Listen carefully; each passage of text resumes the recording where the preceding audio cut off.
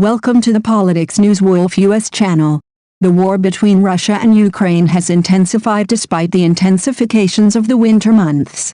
The Ukraine army is now gaining the upper hand against Russian troops on all fronts. The Russian army received heavy injuries as a result of the attacks carried out by the Russian army behind the front in the last 10 days.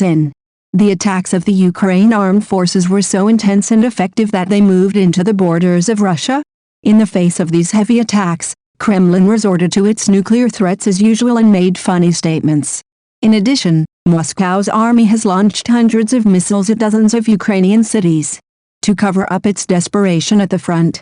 In the last 3 days alone, nearly 200 Russian missiles have targeted civilians and civilian infrastructure in more than 14 Ukrainian cities. But the Ukraine air defense is no longer so weak that the Russians can achieve success. Ukraine was equipped with the most powerful air defense systems and managed to shoot down at least 85% of Russian missiles. The Russian army continues to experience disasters one by one in Ukraine and within. The Russian leader is getting blow after blow by Putin. The invasion of Ukraine turned into a complete defeat for Russia more than once this week. The Kremlin has been shaking their explosions at the military installation site on the Ukrainian border. Ukraine has recently begun to expand its defensive positions deep within its territory along the international border with Ukraine. The Russian troops who lost their moral superiority due to the incessant wave of attacks came to the point of leaving the Ukrainian. It is clear as day that Russia was caught completely unprepared for these counterattacks. On the other hand, the Ukrainian army does not want to give up the momentum it gained in the war. According to local media reports, an explosion was heard at night on the grounds of a military installation in southern Russia. A town of about 60,000 people said they heard loud explosions shaking their homes. Town is located about 45 kilometers from the Ukrainian. Russian program and news source. ANTS said that troop number 12721 was located in Klimovsky.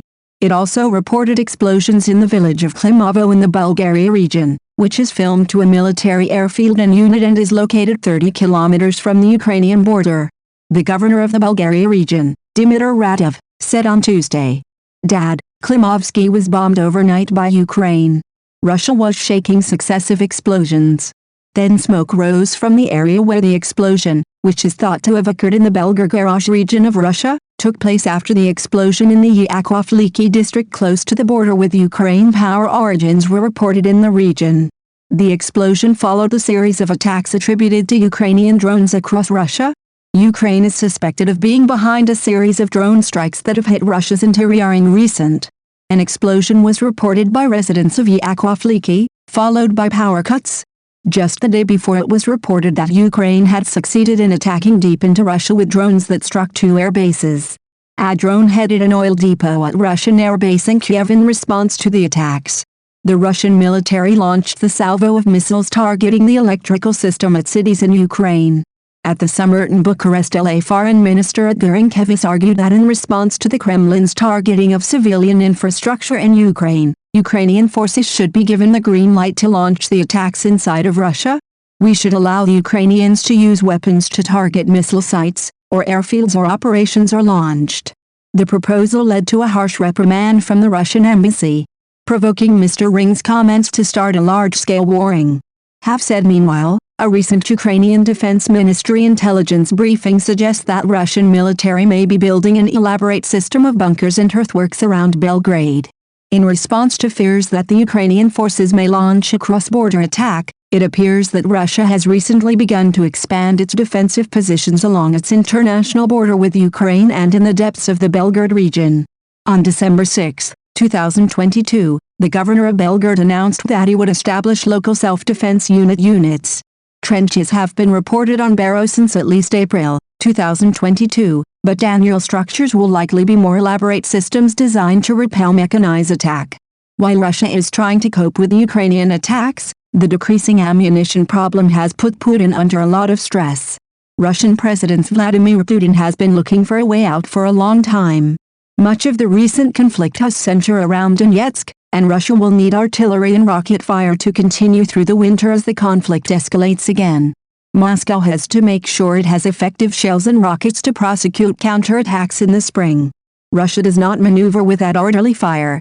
The question of who can be the solution to this problem of Russia brings to mind Belarus could be a source for 152mm and 122mm artillery shells. However, the Kremlin may be just in the beginning of an agreement with Minsk, and it may take February or March for best to procure the ammunition.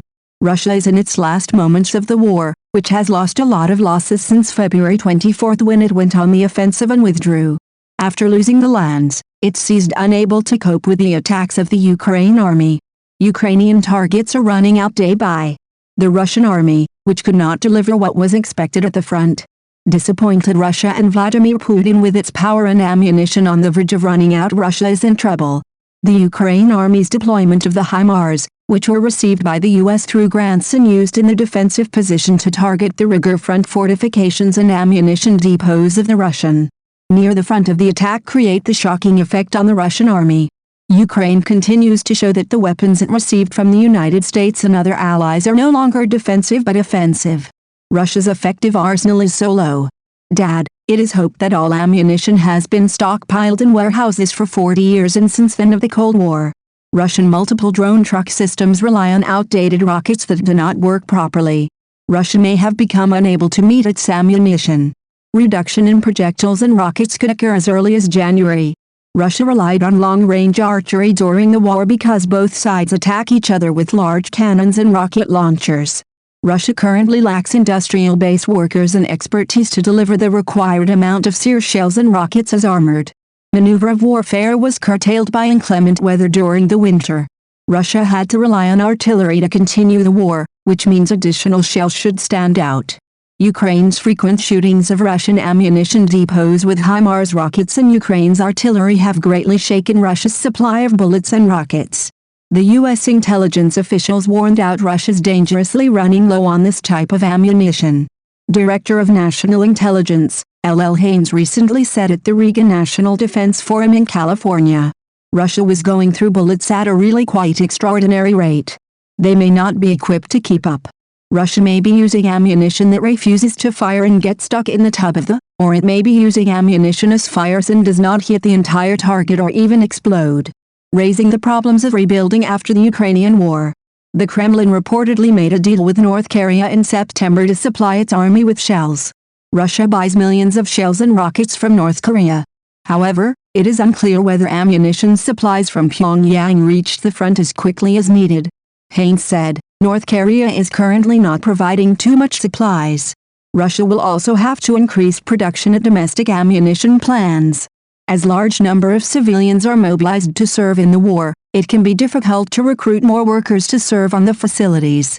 It raises Russia's problems of rebuilding after the Ukraine war.